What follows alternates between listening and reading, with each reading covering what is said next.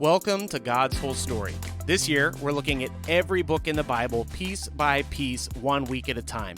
We hope it's helping you understand the full story of Scripture, and we hope it's strengthening your relationship with God. If you are enjoying the podcast, we would love to invite you to partner with us financially. You can do so for as little as $3 a month by clicking the link in our description. Here's today's episode.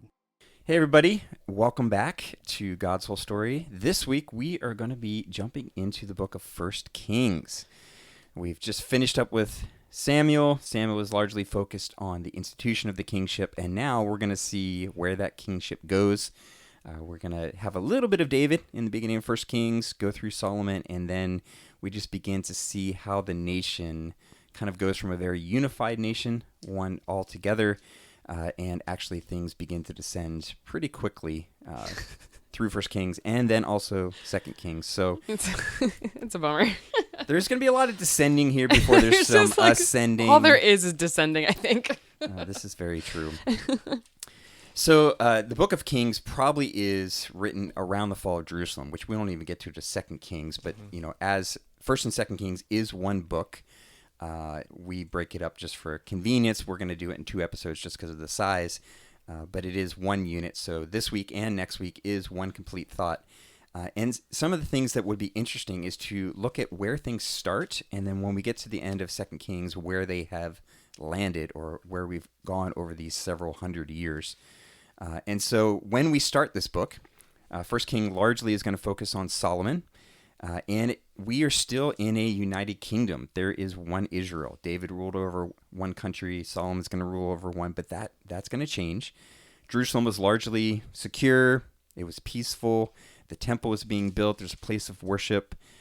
Even when we meet Solomon in the beginning, he's a good guy. He has a love for God when he was young. And even so much of what the covenant was talking about, that for Israel to be a pillar and a voice to the nations of who God was, that was happening. The nations were coming to Jerusalem for wisdom. So we actually do start on a high note in the beginning of 1 Kings, but then things begin to move. So let's pick it up with Solomon. Last week we convinced Ryan that David had a good side because he only saw bad, and I remember mentioning that, David is preached on so positively that sometimes it's actually good to see his not so good side. My experience with Solomon is that Solomon's largely preached on negatively, and some of the things that he did that were good kind of stood out to me. What's your experience been with Solomon? Really, the only good thing I remember about Solomon is chapter 3, where he asked for women, or asked for women. No, that comes later. That sounds like Solomon. Asks for wisdom. See, that just shows that you've heard more negative about Solomon than good, because you thought it was all about asking for women. Yes. He asked for wisdom, and then the whole cutting the baby in half situation. Mm-hmm. Yeah, okay. And he was so wise to have that. I always thought that was kind of weird. It's like, really, that's how you're showing his wisdom? That is exactly how my kids reacted when I first read them that story. They were like, wait, the good guy tried to cut the baby in half? No, the good guy tricked the bad lady. It's a little confusing. It is. So, how about you, Ryan? What's your experience been with Solomon? No babies were harmed in the course of that story. Yes, right. The thing I think about with Solomon, this might be a little bit of extra credit, but he just failed to finish well in such a significant way. And actually, I think there is some real world application with that, and it could be slightly controversial, so you can take this with a grain of salt. I always do. Solomon ended his life not a good guy. And many, many, many Christians read one proverb a day because there's 31 proverbs, and it's part of their regular rhythm of life. So many Christians are very stirred in their faith, I think, strengthened in their faith by Proverbs, which is most likely written by Solomon, some parts and pieces, and he didn't finish well. Mm-hmm. And so I know when I was in college, we had a pretty, it was kind of like a recurring conversation about hey, how do we handle these really great theology works that were written by guys that did not live good lives? Yeah. And, I I'm still working this out. I still don't know how I feel about it, but it's interesting that like God does allow guys that don't have it all figured out to still, write things that really benefit the people. I don't in any way want to minimize sin. Like it's horrible, and particularly when like very influential Christian leaders sin, it's very, very horrible because it affects so many people. But for thousands of years, we haven't minded reading Proverbs, and Solomon was not a good guy. Right. And we're also clearly not saying that we don't think Proverbs is good or it's inspired. It is wisdom, but I think what we see is that just having the wisdom, or even just for us reading Proverbs, it's not a guarantee of future success. No. I think what is interesting about Solomon, when we think about someone being wise, we often think that people get wiser and wiser the older they get. Like we think about the gray hair and the wisdom and all that. But wisdom is only applicable if you're actually living out those things. And Solomon is the classic example that he was wiser when he was younger. Yeah, he appears to get less and less wise. Than when he was old. And more wives. He did not finish well. And I think largely we do talk about him not finishing well, which is a sobering lesson for us. But when you read the story of Solomon, like there are some things that, like, this guy significantly knew the Lord when he was young. Yeah. I mean, he has the command to build the temple. Well, David wanted to build the temple. God didn't allow him because he had too much blood on his hands. But Solomon actually builds the temple. And if you look especially at chapter 8, 1 Kings chapter 8, there are some Solomon, as he's dedicating the temple, and some of the things and the worship that he gives God and the prayer he prays, there's some beautiful statements of worship there. And one of the things that kind of stuck out to me that I didn't even realize, like Solomon, he saw God twice. God appeared to him twice, which again, all of this kind of goes to, like, we can be given supernatural wisdom like Solomon. We can have incredible supernatural encounters like seeing the Lord, not even once, but twice. And it just simply isn't a guarantee of future success. It's sobering, but Solomon, I think he started legitimately well. And then things got really, really ugly, which, again, we've said several times that the prediction in Deuteronomy about things that kings shouldn't do, Solomon checked all the boxes for what you shouldn't do. That led to his downfall. But I think he had a legitimate relationship with the Lord in the beginning, but he was drawn astray by women, by idols, by a lot of other things that led to his downfall, because he was the king. He had the ability to do that. What, do you guys have anything else to add on the good side of Solomon? Well, just that I forgot about the dedication of the temple and how important that was. So I guess I shouldn't have said. The only thing I remember is that he asked for wisdom. But the dedication of the temple is a really significant moment because the Lord's saying, I'm going to be there. My presence is going to be there. And then that's when he appears to Solomon. But I think you're right. I think he does start off really well. And you see, again, the Lord, I think, was pleased by all the things that Solomon did for the temple. But again, the Lord's, like, ultimately what he requires is not the things that we do, but a heart that is turned towards him. And Solomon's heart was turned away in the end. Also, part of that temple dedication is sort of a blessings and curses narrative. And it's worth noting that in 1 Kings 9, actually, when the Lord is appearing to Solomon, there is a caveat that's like, hey, essentially, like, I will bless you when you're following me, but if you fail to follow me, it's 1 Kings 9, 8. This house, meaning the temple, this house will become a heap of ruins. Everybody passing by it will be astonished and will hiss, and they will say, why has the Lord done thus to this land and to this house? And even keep going. Then they will say, because they abandoned the Lord their God, who brought their fathers out of the land of Egypt and laid hold on other gods and worshipped them and served them. Therefore, the Lord has brought all this disaster on them. Yes, he literally lays it out for Solomon. And that is what happens. Yeah. And the people reading this book, that is like present, like just happened very, very recently in their history. So they're going back going, oh my gosh, Solomon was warned about the very thing that we just experienced.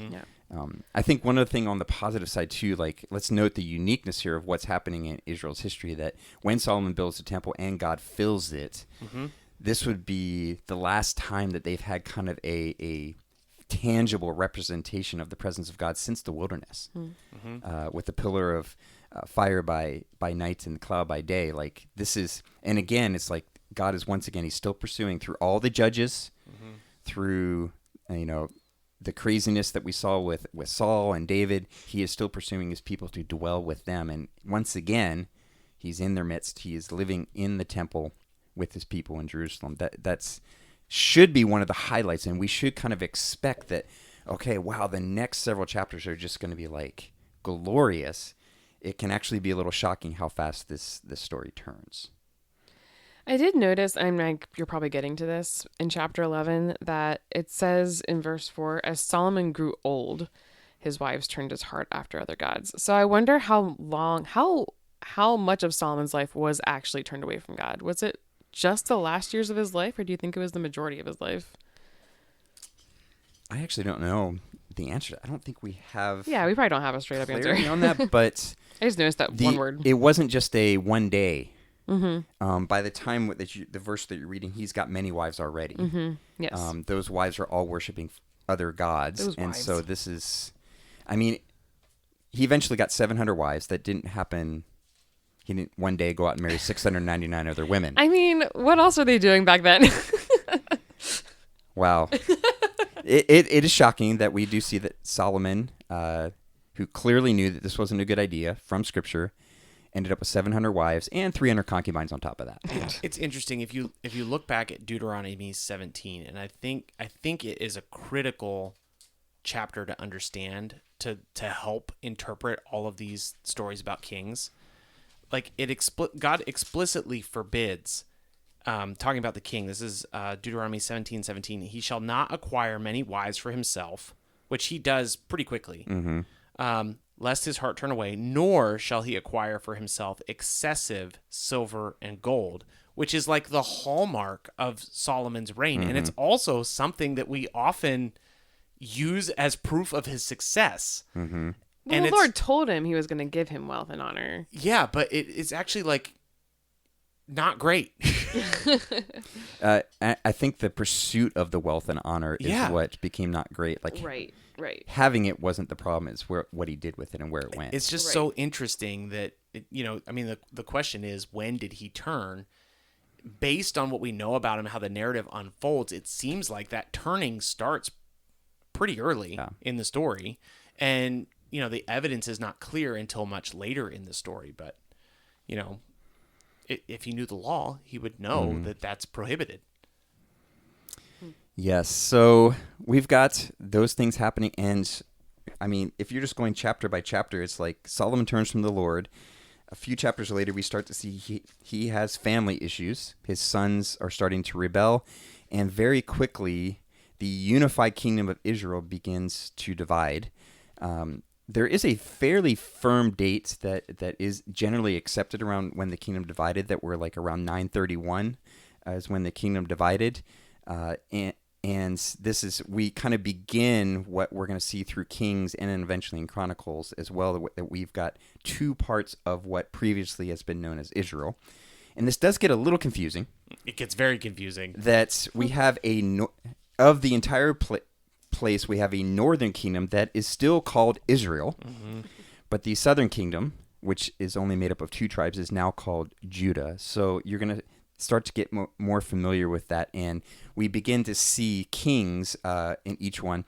The first division here is that a guy named Jeroboam took over the northern kingdom, and Rehoboam, Solomon's son, was leading the southern kingdom of Judah.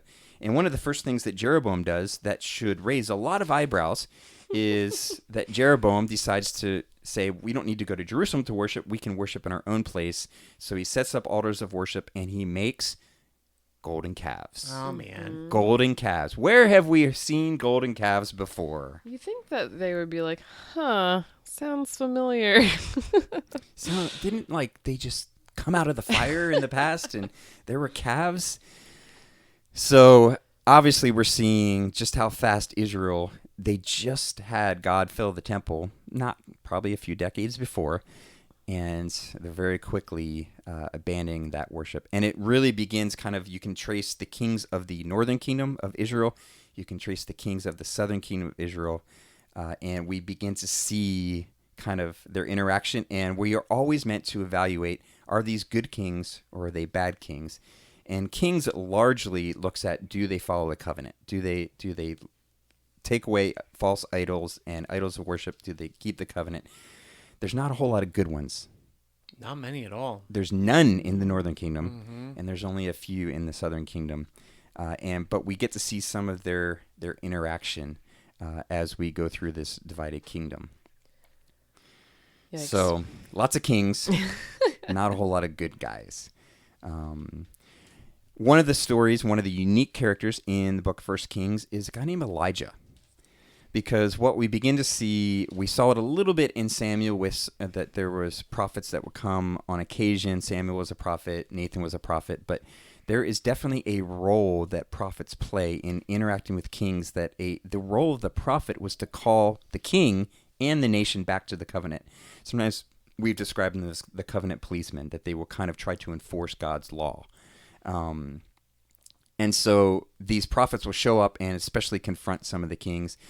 Elijah gets to deal with perhaps the worst king of the northern kingdom, Ahab. And there's a lot of interaction between them, but that's where we get the very famous story of the battle between the prophets of Baal and Elijah. Anything you guys stands out to you about Elijah, or things that you enjoy about Elijah and his interactions with Ahab and the others? There's definitely some tough stories in here, just graphic things like that. But the story of Elijah has always been encouraging to me. Like, Elijah's just, he feels alone, and he still does what the Lord's asking him to do. And the Lord points out to him that he's not alone. But I think it's really easy to feel alone sometimes when you're following Christ. And it's just a story of somebody who continues even when it's difficult. Fun fact, whenever I am going through like a hard time, or like I'm struggling with something or overwhelmed or whatever, my husband Dustin always reads 1 Kings 18 to me. Like, it's just such a random, like, he's just like opens up his Bible to 1 Kings 18. Like, who else does that? But always when actually it's 19, sorry, when the Lord appears to Elijah and appears to him in a still small voice. And I don't know, it's always a very comforting story to me. So I recently did some stuff on Elijah, and like I think the thing, like the big fight on the mountaintop gets a lot of attention. Love that Elijah mocks the prophets of Baal by saying that Baal's probably going to the bathroom. It's probably my favorite hilarious part of that story. Elijah retreats into the desert. The whole thing is that he seems suicidal. Like, he seems like he just wants to be done. Yeah. It's interesting to me, and this was, I guess, personal for me, but I think probably applies to other people as well. We always know that God finally spoke to him in a still small voice, right? Like, it's like, oh, the fire came, the wind came, and like, but he wasn't there, and he wasn't there. So a lot of times we know that he spoke in a still small voice, but we don't actually know what he actually said. And what's interesting to me about what he said is that you were talking about how, like, he was alone. One of the first things that he says is, go get Elisha. So it's cool to me. I was talking about Saul I don't know why I keep doing that. Jonathan and David's friendship. It's cool to me that one of the things that God recommends or commands of Elijah is that he go and find another godly man to serve with him. Now, obviously, it's more than just friendship. Like, God's up to something much bigger than just trying to find Elijah a pal. But that I never actually had connected those two dots. That it's like, yeah, I knew he spoke in a still small voice, but actually, what did he say? And it's like, go find this guy and, like, basically, like, get back in the game. Yeah. And you're gonna help each other. So it's kind of cool to me. I mean, Elijah he's lonely. I think there's a little bit of self-pity here. For sure. He's like, which it is interesting. It's on the heels of, like, this amazing newsletter story of like, this is like one of the most amazing victories in all of history. And that wasn't just a recipe for, like, Elijah to be on cloud 9. Right after that, he fell into the depths of despair. God says, go get Elijah, but he also says, hey, there's a whole lot of others that have not bowed the knee to Baal. You are not alone. And I think there is this the enemy uses this tactic of isolation to get us to think like it's not worth it. I'm totally alone. I'm the only one. And yeah, I do also like that God doesn't entertain his self-pity. He doesn't entertain he doesn't even say, hey, it's going to be okay. He simply says, hey, let's surround yourself with some other faithful he gives people them a and number. go. He's like, there's 7,000 people who There's a have faithful not remnant. Yeah. Can you imagine, like, you're out moping in the desert? I'm all alone. And, like, you finally hear from God, and he's like, no, you're not. Knock it off. It's like, okay, God. Get over it. Yeah, it is true. And I think it's interesting that the Lord asked the question, I think a couple times, what are you doing here, Elijah? Like, what are you doing here? And Elijah's like, I'm alone. What? It reminds me a lot of Jonah, because Jonah does the same thing. He goes out, he calls the people to repentance. Jonah doesn't want to do that.